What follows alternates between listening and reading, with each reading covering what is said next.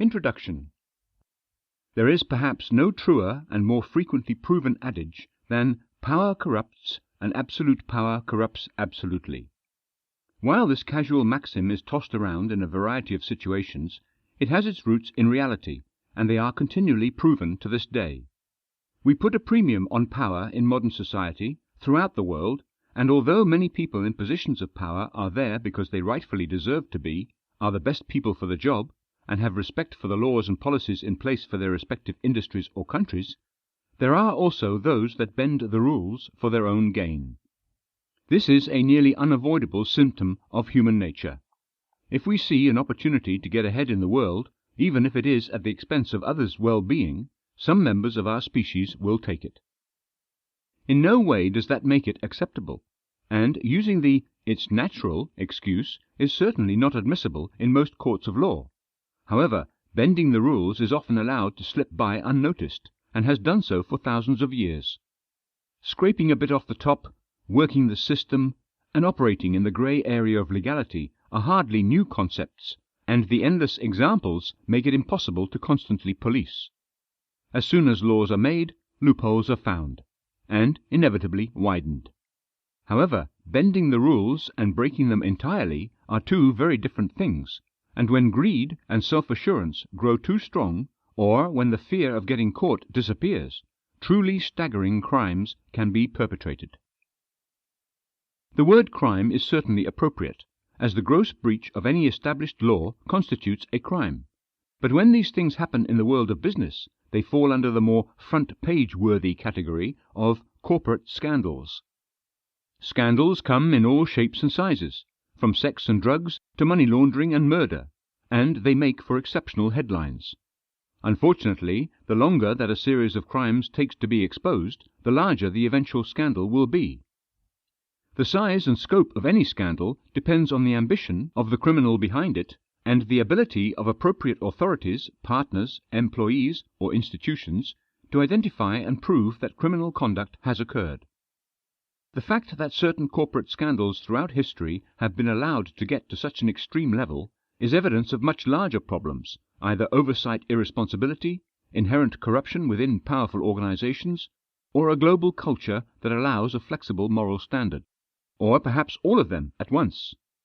However, the underlying cultural problems are far beyond the scope of this book.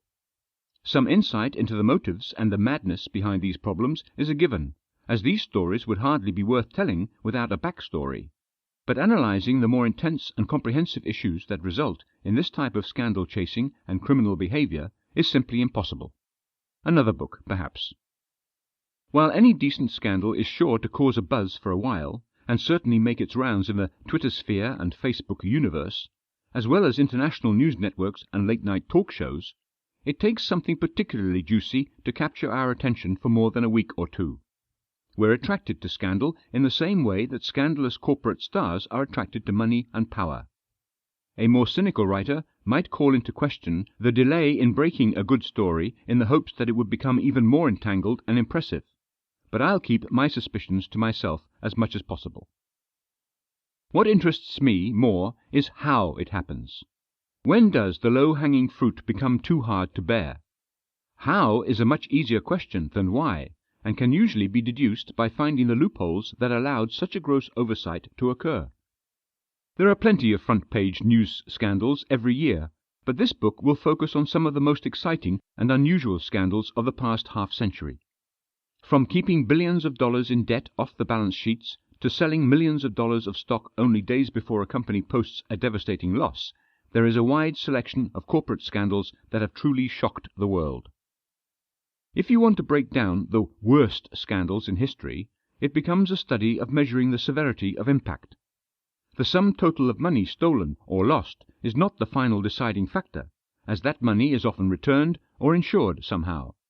However, when it comes to a scandal's effects on other people, such as thousands of people losing their jobs and livelihoods, most people would argue that those scandals are truly the most damaging and damning. The bottom line is that scandalous behavior is a double-edged sword. It functions as entertainment and newspaper fodder for some, but economic ruin and shattered dreams for others.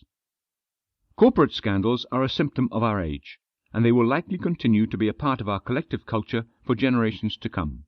As such, it's important to understand a bit more about these blockbuster lawbreakers, the companies they worked for, the loopholes they found, and, of course, how they eventually got caught. Let's dig a little deeper into some of the most unbelievable and infamous corporate scandals of all time. Chapter 1. Enron. Crash of the Titan.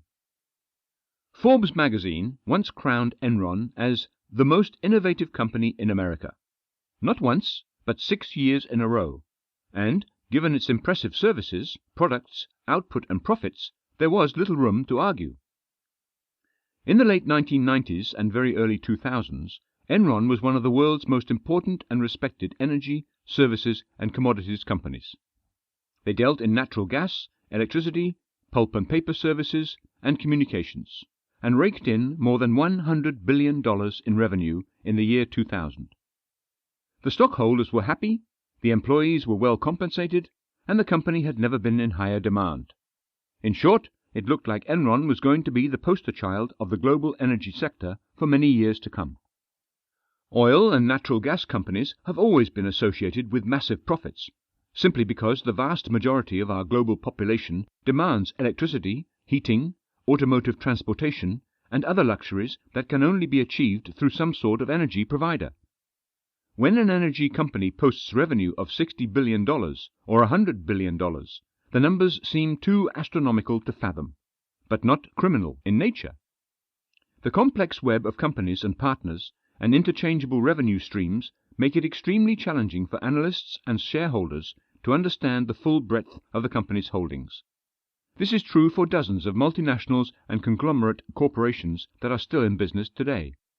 When Enron's stock price rose more than 300% from the early 1990s to 1998, the country celebrated its energy titan, which was trying to simplify energy, broadband, natural gas and pipeline services to individuals and companies across the country.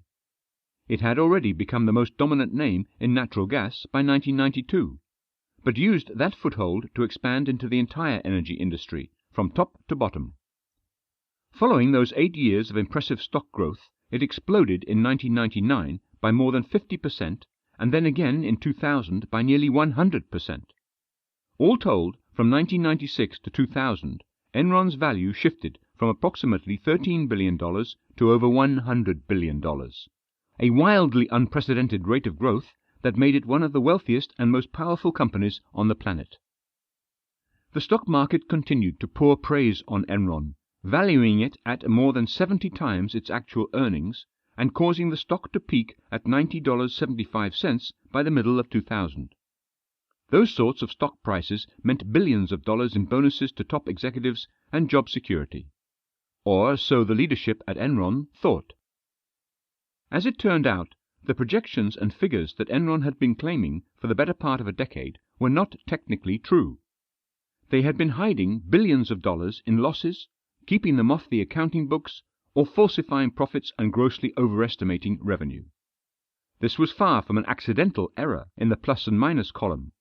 The Enron scandal, as it came to be known, had occurred due to a systematic and masterful manipulation of not only Enron's top leadership, but also of a globally renowned audit and accounting firm, Arthur Andersen.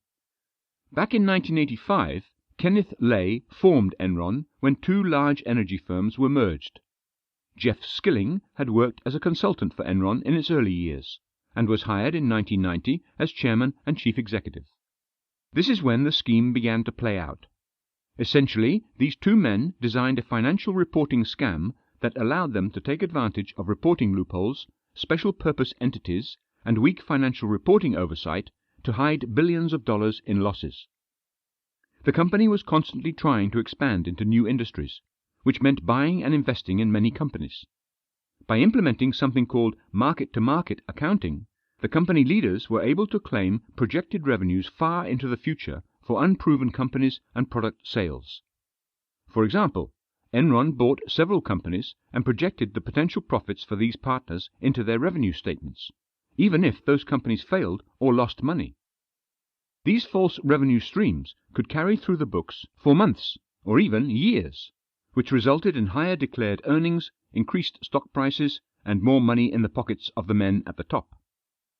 They also used clever revenue reporting methods by adopting a similar liability categorization as trading companies, where they could report the entire value of each trade as revenue, without including statements about the actual products, purchases, cost of goods. This meant that it heavily inflated revenue and hid losses in the ether of accounting, resulting once again in massively overestimated value for the energy titan. They further complicated the situation by protecting themselves against risk from these illicit practices by using tax shelters and special purpose entities to effectively hide or protect their money. Through a number of official company sales and acquisitions, Lay and Skilling were able to hide billions of dollars within other companies technically owned or partnered with Enron in different industries. The list of these sorts of secret maneuverings and deals is shockingly long, and they were largely the reason for Enron's impressive stock growth in the latter half of the 1990s. The SEC became suspicious of the huge growth and began an investigation into the inner workings of Enron. Although the soaring stock prices drew initial attention, it was an internal whistleblower named Sharon Watkins that eventually blew the whole scam out of the water and into the public eye. When the massive overestimation of wealth was revealed, the stock price plummeted from an all-time high of over $90 to an all-time low of less than $1. This caused the almost immediate collapse of the company. Thousands of employees not only lost their jobs, but also their retirement funds. All told, shareholders took a $74 billion hit from the previous king of the energy industry. The pair had been able to pull it off for so long by putting pressure on their audit and accounting firm representatives from Arthur Andersen, one of the largest and most respected accounting firms in the world. When those audit professionals willingly turned a blind eye, they also broke the law, and later investigations essentially took away the company's license to practice, causing irreparable damage to its reputation as a global accounting, tax, and consultancy leader of the Big Five.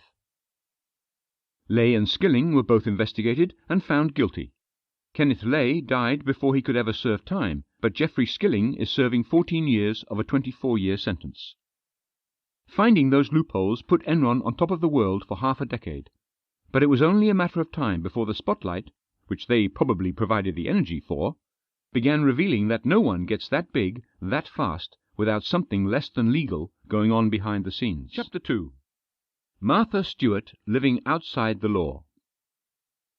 When it comes to home furnishing and do-it-yourself homemaking, Martha Stewart's name is almost inevitably on the tip of your tongue.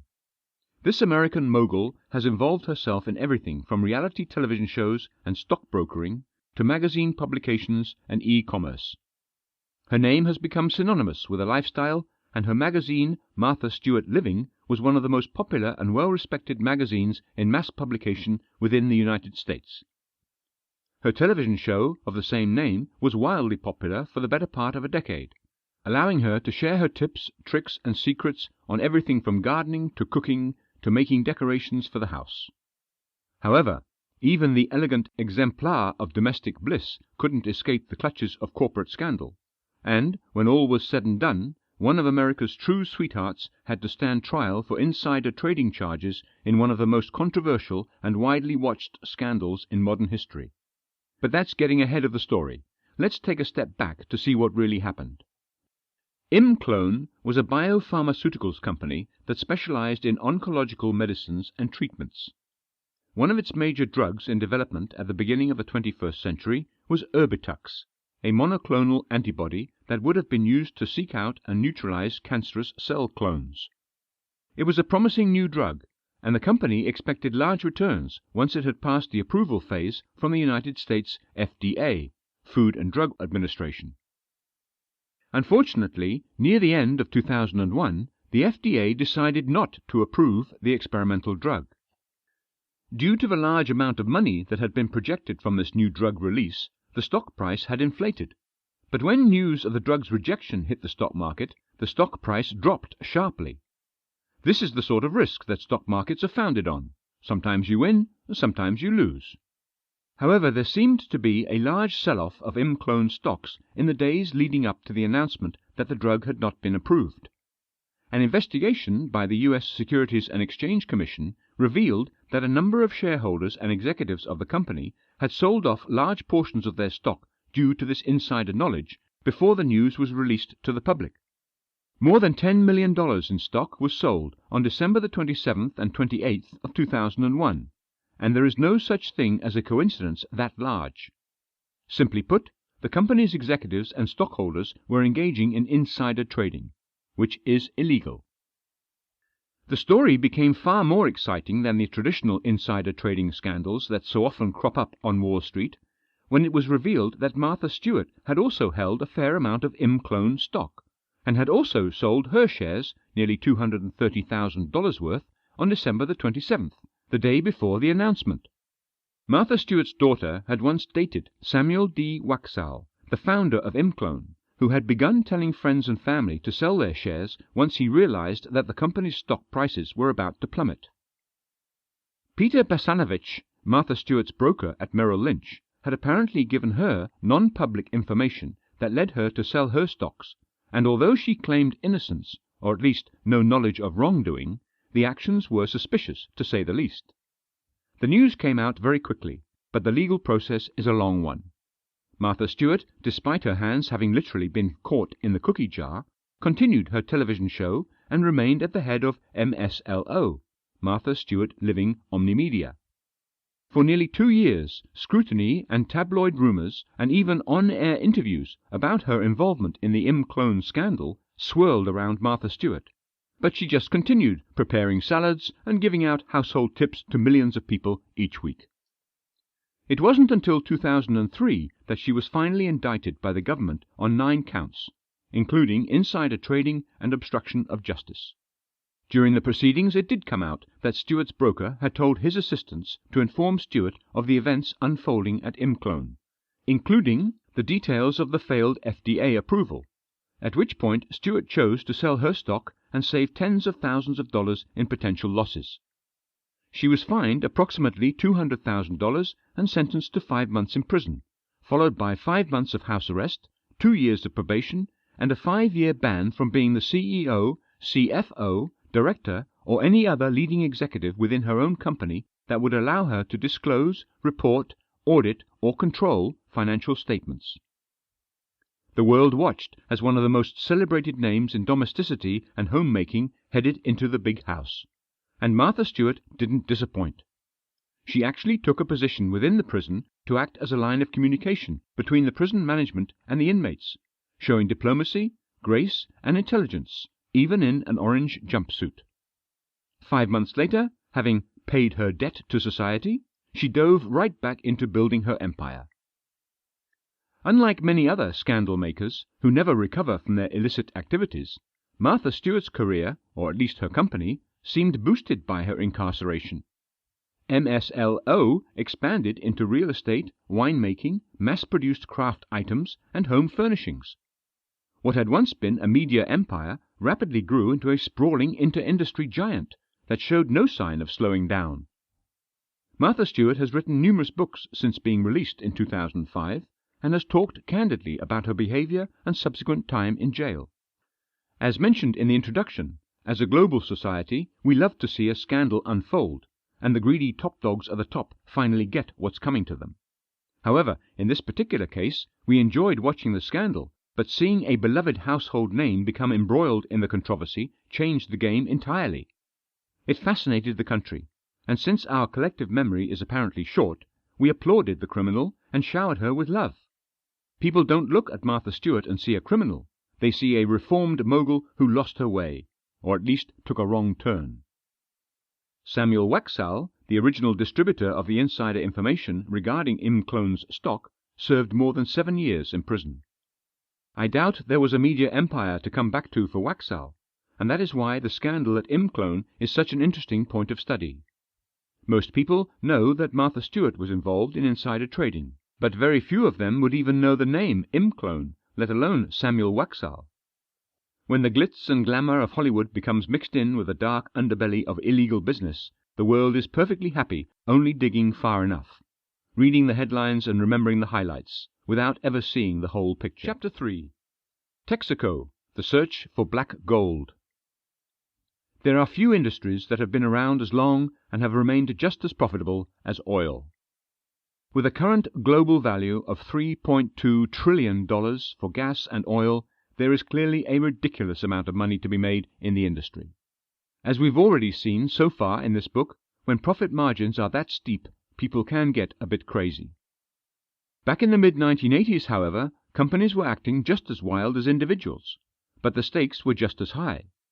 In 1984, the head of Getty Oil, Gordon Getty, decided to sell his oil empire to the highest bidder. He spoke to the biggest oil companies he could find and eventually settled on Pennzoil, and they made an informal yet binding contract.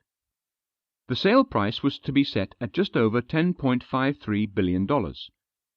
Later that week, Gordon Getty was approached by representatives from Texaco, a major rival of Pennzoil. He then agreed and confirmed the formal sale of Getty Oil to Texaco, in direct breach of the contract he had entered into with Pennzoil. This sort of last-minute, backhanded deal-breaking happens more often than we're ever told, but on such a grand scale and in such a lucrative industry with huge amounts of money at stake and interested parties around the world, this backdoor dealing made front-page headlines from coast to coast and even around the world. $10.5 billion is a lot of money in 2015, but back in 1984 it was unfathomable. Gordon Getty was the wealthiest man in America in 1983, and that was only for a $2 billion fortune. In other words, Pennzoil was losing a massive opportunity, and it had been snatched away from them through double dealing and intentional malicious deal-making by Texaco. You may see this situation as a too bad for you scenario, but the concept of an informal yet binding contract made the entire affair a legal issue, and Pennzoil had a legitimate case to hold against Texaco for the loss to their company. Breaking contracts, especially on that scale, can be very costly, and, according to Texas law, very illegal. Throughout the lengthy legal process, Pennzoil was calculating all of its potential losses due to the illegal sale, and when the court eventually ruled in favor of Pennzoil, Texaco was facing a massive fine. They had just purchased the company for more than $10.5 billion, and their total amount of damages and legal fees and punitive charges amounted to nearly $13 billion. This was the largest civil suit in American history at that point. Furthermore, to add salt into the wound, the court would not allow for the appeal process to begin until the company paid its bond, which was the full amount of the court's fines in addition to interest. At that point, Texaco had no other choice. It could not afford to pay that type of money and was forced to declare bankruptcy. This was also the largest bankruptcy filing in US history at that point, and it caused tremors throughout the financial system and the world. Pennzoil eventually settled with Texaco for $3 billion in damages. Texaco was down, but not out, and the following year they merged with Saudi Aramco, thus beginning a 25-year period of merging and absorptions, disbandings and gradual disappearances.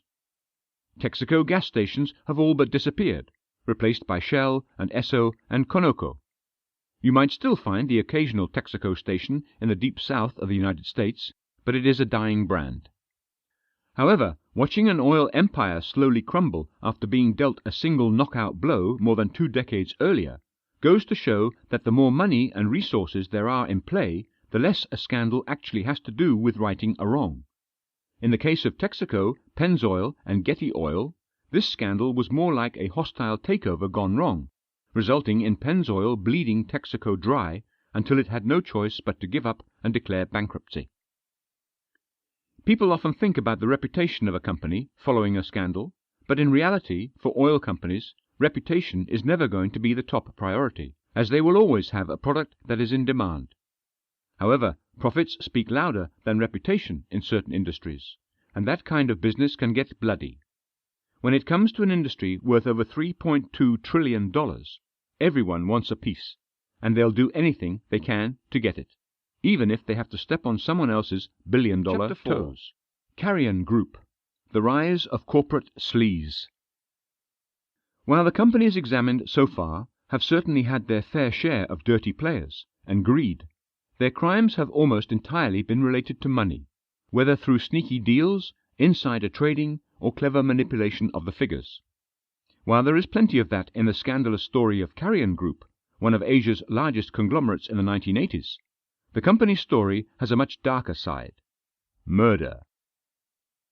It is a sad truth that bumping up that level of intrigue always draws a crowd. But the Carrion Group scandal was one of the largest and most sinister corporate schemes that the world had ever seen.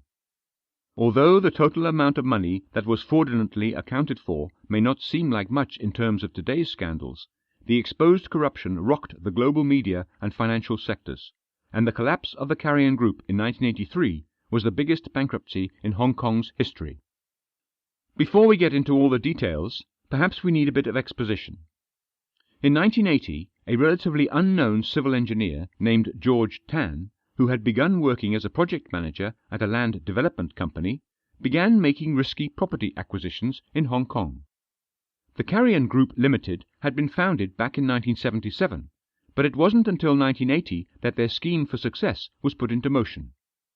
Via a 75% subsidiary, Carrion Group purchased Gammon House, which was a prime piece of real estate in the central district of Hong Kong. The purchase was made for nearly 1 billion Hong Kong dollars, and while that figure was staggering back then, the company quickly flipped the property for nearly 1.7 billion Hong Kong dollars. Obviously, this drew significant attention from the financial and commercial markets of the country, as that sort of profit margin in such a short time for a land developer was impressive, to say the least. In less than 2 years, George Tan was the head of one of the biggest land developers in the country, and the company wasn't satisfied with one major property in Hong Kong. Using the profits from their first major undertaking, Carrion Group found Carrion Investments Limited, which gave the company access to the financial markets. Based on this influx of capital, the Carrion Group was able to expand its real estate and financial empire to include holdings in a wide variety of industries, including transport, catering, hotels, shipping, and real estate, just to name a few. At one point, they even owned the largest taxi company in Hong Kong's history. Those first few years of the 1980s were hugely profitable for the Carrion Group and George Tan, as well as for the supporting banks of the company's financial interests, namely Bumiputra Malaysia Finance and Bank Bumiputra Malaysia Berhad of Malaysia. By engaging in fraudulent reporting, deceit, and corruption, Carrion Group was able to manipulate financial markets and essentially trick high-level bankers and auditors into handling the dirty work and providing the company with access to massive amounts of capital. It may be shocking that Carrion Group and George Tan were able to perpetrate such a significant real estate scam in such little time, but they did it by allying with two respected names that had once worked at Price Waterhouse, which remains one of the big 4 accounting and auditing houses in the world. This immediately gave Carrion Group credibility, and by promoting John Marshall, one of the PW hires, to the position of managing director for all major Carrion companies, it seemed as though the huge land developer was above suspicion and above board. That was not the case, and while George Tan and Carrion Group's coffers swelled, debt continued to grow. When an auditor for Bumiputra Bank, Jalil Ibrahim, was found dead in a banana grove outside Hong Kong, questions began to arise, and more people began looking into the questionable business and accounting practices of the Carrion Group. It quickly became apparent that Ibrahim had discovered something in the books of Bumiputra Bank and was going to expose the corruption. A chairman of Bumiputra Malaysia Finance, Lorraine Esme Osman, was suspected of having a hand in ordering the death of the auditor, but nothing was ever proven, despite him being held in detention in London, fighting extradition for 7 years. The man arrested for the murder has already served his sentence and is now living out his days in Penang, while Osman and George Tan, perhaps 2 of the key figures in this massive conspiracy, remain free. This conspiracy took place more than 30 years ago and remained in contention for the better part of 2 decades, but it is still the largest Asian corporate collapse of that era. By implicating major financial institutions across the region, Carrion perpetuated billions of dollars in fraud, and Bank Bumiputra required a $1 billion recapitalization by the Malaysian government to remain afloat. Shocking enough, despite the blatant fraud and corruption that had been exposed, the Malaysian government did not pursue criminal investigations into any of the government officials or bank leaders who might have been involved in this fraud. This remains a mysterious black hole of the scandal, which is why it remains one of the great shadowy pieces of Hong Kong's history. As more of the key players in this scandal begin to pass away, like Osman in 2011, it will become more and more difficult to determine what really happened back in the early 1980s. Was Jalil Ibrahim supposed to be killed? Were Osman and Tan involved in the planning or ordering of the hit? How much money was actually fraudulently accessed and spent? Who in the Malaysian government was in on the scam? All told, Carrion Group collapsed following the murder and subsequent investigations, and from a once great empire of Hong Kong's economy, only a restaurant, Cariana, remains. This scandal is evidence that in certain parts of the world, when international policies, philosophies, legal codes, and ethical foundations may differ between involved players, corporate scandals can be shockingly hard to prove, fully understand, or prosecute. Chapter 5. Banco Espirito Santo. Old money, new problems. For more than 150 years, the name Espirito Santo has been synonymous with the banking and financial system of Portugal. Banco Espirito Santo and the family behind it, including the famous patriarch nicknamed DDT, Dono disto tudo, owner of all this, have had their fingers and interests in every industry, from real estate in North America to diamonds in Africa and billions of dollars in corporate and commercial assets in Portugal. The company had been through controversy and tragedy in the past, namely during the nationalization of the country. The Espirito Santo family was torn from power and imprisoned, as they had been one of the primary financial institutions under the dictatorial regime of Antonio Salazar. When that regime was removed from power, the banking family similarly lost its power, but was able to reclaim their empire with international aid and support from some very powerful allies, including the White House. However, this latest round of trouble occurs while the European market is still in a very fragile state. With numerous collapses and recessions still raging around the Eurozone, the revelation that nearly $4 billion in fraudulent debt was being hidden by a titan of the Portuguese banking system is both dangerous and worrisome. There are constant worries of a complete collapse, and given that Portugal was the poorest Western European country that had been struggling with recession and unemployment issues for years, this blow is particularly strong. The question is, how was this allowed to go on for so long? How can one family hide $4 billion in debt from organizations like the IMF and the European Securities and Market Authority? The answer to that is why this story is so interesting. After more than a century of prestige and respect, in which the Espirito Santo clan accumulated a massive fortune that stretched across the globe, they wanted to protect their assets. To that end, they created an outside organization to manage all of the transactions and financial issues the company needed to handle. Eurofin was a privately held Swiss company that dealt with many Espirito Santo entities. In fact, 23% of Eurofin was owned by another family company, Espirito Santo Resources. Basically, this gave the Espirito Santo family quite a bit of control over the operations, or at least influence. That is why, when the rest of Europe was struggling to stay above water during the global financial crisis and the subsequent recessions across the Eurozone, Banco Espirito Santo and the rest of the family's empire was able to remain in good standing. Eurofin was responsible for moving money around the family, and often packaged large amounts of debt from various companies and then sold it back to the bank's clients. This was essentially hiding huge amounts of debt from suffering companies in clever, covert, and illegal ways. From the outside looking in, the company was posting enough profits to avoid much suspicion, particularly in its more valuable holdings. But in reality, debt was being shifted around so quickly that regulators and auditors were largely unable to detect the movement. This debt was handled and traded by another Espirito Santo created entity, Tulipa, a trading desk based in Lisbon. This charade continued, and at one point internal memos reported that the Espirito Santo scam could potentially sell off 30 to 40 billion euros annually, if necessary.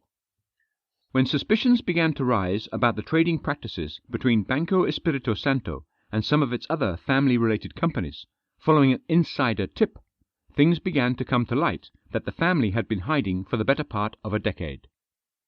When the truth came to light and it was found that Banco Espirito Santo's internal processes were breaching a number of regulations, more than 3.6 billion euros of debt had been sold off, while the companies continued to post profits and deceive investors, the Portuguese stock market, and the entire European community. The list of violations that the Espirito Santo family and corporations committed is impressive, including insider trading and accounting fraud. In total, the unravelling of the Espirito Santo scandal led to a nearly €4 billion hit to the Portuguese stock market, representing a 22% drop. With the ongoing fragility of the rest of the European community, this sort of major hit to one country that had already been struggling has sent shockwaves throughout other precarious countries. What makes this scandal so serious and devastating is that it was left undiscovered for so long, and while the regional economy appeared to be improving, it has in fact been suffering more than ever imagined. Due to the recent nature of this scandal and the ongoing recovery efforts, the full effects of this scandal are still unknown. One thing is certain, however. The old familiar ties of the Espirito Santo family, which included kings and presidents of the past, are not going to be able to save them from financial ruin and international embarrassment. This is the end of a global dynasty, but perhaps the Espirito Santo empire should have ended with a bit more grace many years ago. 6. HealthSouth Corporation. Fraud is the best, worst medicine. Although HealthSouth Corporation is meant to help people and is the largest inpatient rehabilitation company in the United States, the scandal that shocked company investors, shareholders, and the broader medical community of the US certainly didn't have taking care of people at the top of its priority list. The company experienced huge success leading up to 2003, when it expanded into every state of the US, as well as facilities in half a dozen other countries. With more than 6,000 employees at more than 2,000 locations across the world, HealthSouth was a dominant and well-respected name in the healthcare industry. In fact, it was the most valuable healthcare company in the country. However, the company's stock had actually begun to drop more than 7 years earlier, when Richard M. Scrushy took matters into his own hands. He began directing a series of fraudulent activities that stretched on for more than 7 years, falsely inflating the price of the stock by reporting up to 4,000% more in earnings than they had in reality gained. At times, the tax that they were required to pay on their inflated earnings was more than the company's true earnings. By manipulating accounting records, HealthSouth's executive leadership was able to maintain the stock price and fulfill investor expectations. When all the thousands of transactions and accounting records were analyzed, it turned out that more than $4.6 billion in fraudulent earnings had been reported.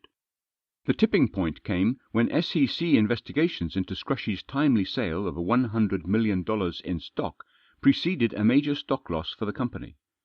This would have been considered insider trading, but Scrushy managed to be acquitted of those charges. However, as the books began to open, more and more fraudulent earnings reports began to appear. What was at one point $1.4 billion soon grew to $2.9 billion, then $3.5 billion, eventually settling at a whopping $4.6 billion in total fraudulent reports, which had been keeping the company afloat for those 7 years, its period of largest growth. What made this scandal particularly tabloid-worthy was the almost insultingly lavish lifestyle that Scrushy was living in those years, which included a 92-foot yacht, millions of dollars in art, and classic cars. All the while, this inpatient rehabilitation center mogul was bankrupting his company by falsifying earnings and putting the welfare of tens of thousands of patients in jeopardy.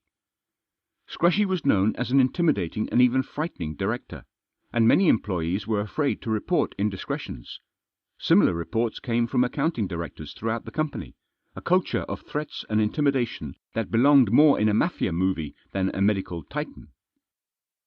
When Scrushy eventually stood trial in 2005, he was acquitted of all 36 counts of fraud, and one of the greatest frauds in the history of the country was nearly complete.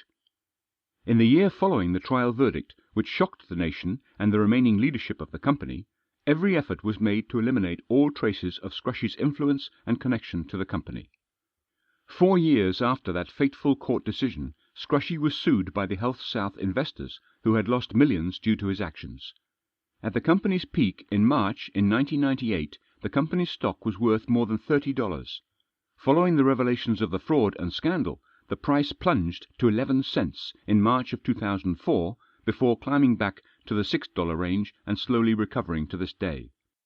This massive drop, however, represented a complete collapse of the financial structure of the company, as the fraudulent accounts represented nearly 20% of the company's value. The investors got some of their revenge, although not nearly as much as many would have wished. Scrushy was ordered to return $2.8 billion to company investors. The company has had to sell off, close, or drastically reduce hundreds of its facilities across the world, and is but a shadow of its former self. What had once been the top earner in an industry worth hundreds of billions of dollars, despite those earnings being largely falsified, is now a serious warning to other companies about how the impact of accounting inconsistencies can cause major problems for investors, shareholders, and service users. While the penalty to Scrushy in the $2.8 billion lawsuit was partially palliative for those who had lost everything, including faith in the medical industry, the fact that no criminal charges could be successfully leveled at him has left a bad taste in the mouths of many people for nearly a decade. When money that finds loopholes can buy innocence, then what's to stop more executives from manipulating the figures and dodging charges in the future? Reform is necessary, but scandal makers always seem to be one step ahead of the lawmakers. Chapter 7. Dennys, the Racism Grand Slam. At more than 1,600 locations around the world, patrons from more than a dozen countries are invited by Dennys to come in and enjoy the comfort, convenience, and affordability of an American breakfast. From its legendary Grand Slam breakfasts to its often 24-hour services, it has been a major restaurant chain since 1953, although its franchising operations didn't begin until 1963, when considerable growth and expansion of the brand began. However, in the 1990s, the popular diner spot came under serious fire for potentially discriminatory practices against minorities at many of their locations. The first incident that raised attention occurred in 1991, when a large group of black youths were asked to pay for their bills before they could be served.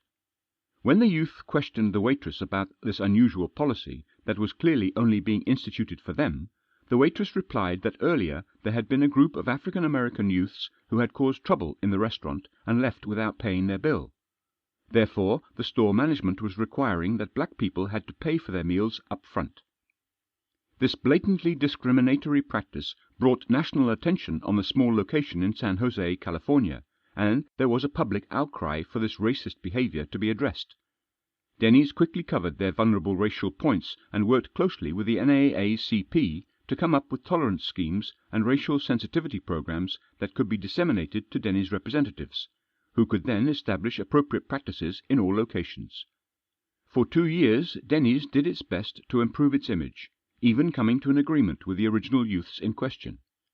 However, less than a week after that agreement was signed in an attempt to salvage its public relations image, a second incident incited a new wave of anger when 6 black Secret Service agents were kept waiting and were refused service by a waitress in Annapolis, Maryland, in 1993.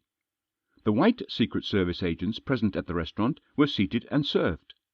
The timing of this second blatant case of racial discrimination essentially annulled the work that Dennys had been doing to save its image, and all of the pledges and commitments Dennys leadership had been making suddenly rang false in the ears of the country.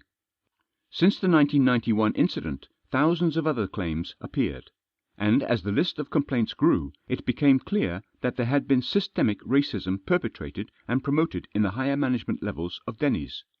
More than 4,000 complaints were eventually compiled against the breakfast chain giant. These ranged from other examples of black people being made to pay for their meals before they could be served, being made to pay more than white customers, suffering racial slurs from patrons and staff, or being refused service entirely. With thousands of independently proposed cases, this could no longer be considered as individual or random events. This was a company who had regularly engaged in discriminatory practices that had been disseminated from company leadership.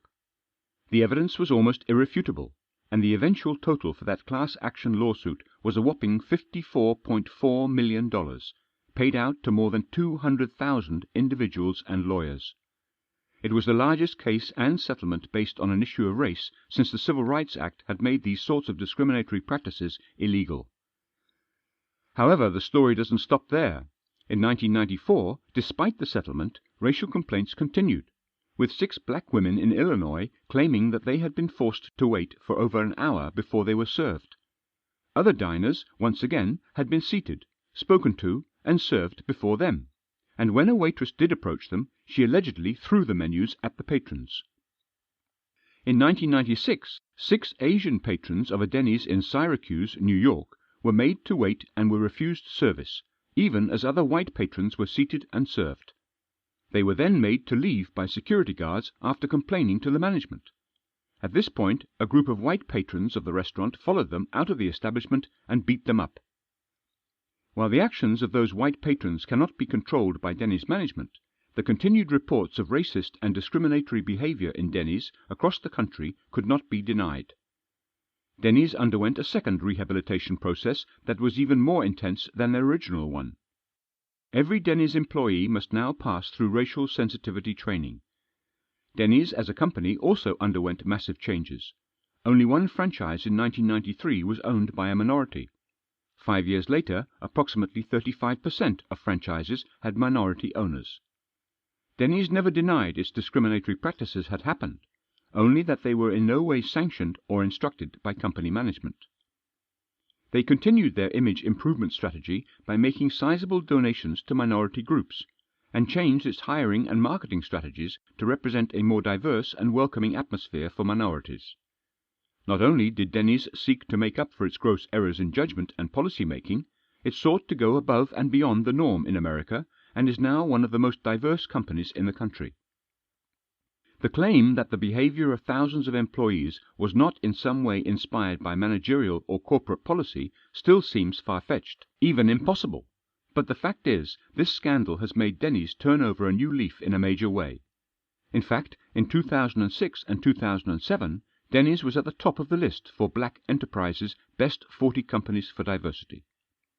Saying that there is a silver lining to a shameful discrimination scandal may be controversial, but the public attention the issues attracted and the evolution of a major commercial chain from discriminatory or neutral on racial issues to a model of diversity and equality is almost inspiring. Perhaps that is the one good thing that came out of this grand slam scandal. Chapter 8. Madoff Investment Securities LLC. Using Ponzi to Perfection. In what would become the largest accounting fraud and the largest Ponzi scheme in history, the story of Bernie Madoff's elaborate and unbelievable fraud scandal tops the charts in terms of blatant disregard for ethical behavior, accountability, the welfare of others, and simple decency. There remains an air of mystery and impossibility surrounding this particular scandal, as the sums discussed and the companies involved operate in some of the most exclusive, secretive, and elite levels of global society. While some of our other examples in this book have been smaller companies and smaller sums, the Madoff scandal was reported to have involved more than $64 billion in falsified sums and deceit spread out across Madoff's nearly 5,000 clients. Given the complexity of this case and the shockingly bold nature of the scam used to pull it off, a bit of context might be helpful. Bernard Madoff was a stockbroker and investment advisor for nearly 5 decades, from the founding of Bernard L. Madoff Investment Securities LLC in 1960 until his empire's eventual collapse in 2008. The full extent of the fraud may never be known, because Madoff implemented the most extensive and convoluted Ponzi schemes in history to achieve this massive fraud. Essentially, a Ponzi scheme is a pyramid scheme, based on covering losses from previous investors with the money from new investors. By promising modest and consistent returns for a select group of investors, Bernie Madoff was able to grow his modest investment firm into the 6th largest firm on Wall Street. He was managing the wealth of some of the richest individuals and companies in the world, ranging from transportation industry holdings to global charities. Interestingly enough, Madoff used 7 feeder fronts that would acquire investors and funnel that money into the larger parent organization, leaving many people completely unaware that Madoff was in fact managing their money. As each successive group of investors demanded the return on their invested capital, Madoff would move the money from his next tier of investors up to cover his earlier debts. By operating in a very exclusive echelon of society in some of the most affluent areas of New York State, and using his Jewish heritage as a powerful tool of coercion, Madoff was able to manipulate tens of billions of dollars through his recycling cash scheme. Despite his ingenious plan, the global financial crisis hit Madoff just like the rest of the world, and it became nearly impossible to find new investors. As he was unable to cover his prior debts for the first time in decades, investors began requesting their money be withdrawn from the investment fund, likely to wait out the financial storm and keep their capital safe. However, most of that money didn't exist, or had been spent to cover other debts. European investors began to pull out in huge amounts, and the jig was essentially up. It wasn't long before the rest of the story came out and the full scope of the deception was revealed. All $64 billion of it. The SEC had actually investigated Madoff's operations back in 1999, but they had failed to uncover the scheme, even though that had been Madoff's tactic for decades. While most scandals of this nature don't have a chance to ever grow to this size, purely based on whistleblowers and eventual suspicions, Madoff had covered himself in that department in a way that no one ever had. He hired his brother as the senior managing director and CCO, his niece as the compliance officer, and his 2 sons. Keeping this crime in the family allowed them all to benefit hugely from the fraud, and there was a very low risk of exposure. Madoff's son admitted that they had all been aware of the fraud for years, and Madoff had explained the scheme many times. The revelations that came out in the years that followed showed the true face of greed and selfishness that runs rampant in the Wall Street world. The fact that a Ponzi scheme had been able to pervade the stock market to such an extreme degree shocked the world, and it sent ripples through global markets from Tokyo to South Africa. Due to the many companies and charities that had their money handled directly by Madoff, or through one of its feeder companies, many had to shut down across a wide berth of industries. Madoff set a new low for corruption and greed in the corporate and financial sector of America, and as such he received a landmark prison sentence for his offences. Madoff was sentenced to 150 years in prison, which was the maximum allowable. He had pleaded guilty to 11 federal crimes, mainly through his actions in creating, implementing and reaping the benefits of the largest Ponzi scheme in history for nearly 50 years. There are dozens of things that could be learnt from the Madoff investment scandal, and this was only a very superficial summary of what occurred. But what this particular scheme revealed is that the corrupt actions of a single man can shake global markets and industries in a way that had not previously been seen. When the accumulated wealth of such an elite tier of investors and individuals is threatened, the ripples it can cause are enormous. Following the Madoff scandal, and as a direct result of those crimes, the SEC, Securities and Exchange Commission, has instituted dozens of policy changes to keep this from ever happening again. The fragility of global markets has been brought into the spotlight in recent years, making cases of this scale and severity a real danger to the financial security of thousands or even millions of people. Conclusion. The future of corporate scandal. Early in this book we noted that trying to explain the underlying motivations behind such unbelievable greed and corruption is beyond the scope of this book, but perhaps we have provided some insight along the way. From some of the most trusted names in investing to real estate moguls and oil barons, scandals do not have any boundaries. Throughout history we have seen that power begets little more than a desire for more power, and when you are at the top of an industry, there can be billions of dollars in low-hanging fruit to tempt executives. Not all the scandals we covered concerned massive amounts of money, nor were they limited to the investment or banking sectors. We can clearly see that corporate greed and corruption, even in terms of philosophies, are shockingly common. Even a 150-year-old dynasty can't be safe, nor is a company dedicated to helping people rebuild their lives after traumatic events. The company's function and industry is obviously unimportant. Corruption, fraud, insider trading, intimidation, bigotry, and accounting malfeasance can occur anywhere to anyone. It only takes a few twisted minds and some misplaced numbers to begin the slow avalanche of fraud. Many of these scandals began small, and some of the perpetrators even admitted that when the illicit activities began, they were only intended to be a temporary fix to an identified problem. Despite those honourable intentions, fraud, deception, and corruption form a slippery slope. And just like the Ponzi scheme of Madoff, companies are continually covering their problems with more lies, using bigger shovels to dig their own graves. This book was intended to be both informative and cautionary. Small infractions may seem harmless, a necessary evil of the business world, but most great scandals begin with a single slip, but there's no telling how large and damaging they may eventually become. In terms of what we've learned about human nature, the only logical way to conclude is to reiterate what we said to begin this little journey through the dark side of corporate culture. Power and money corrupt, and absolute power and unlimited money corrupt absolutely. The problem is, as the markets continue to globalize and overlap, the temptation of billions will grow even further, just as greed for millions eventually swelled to billions.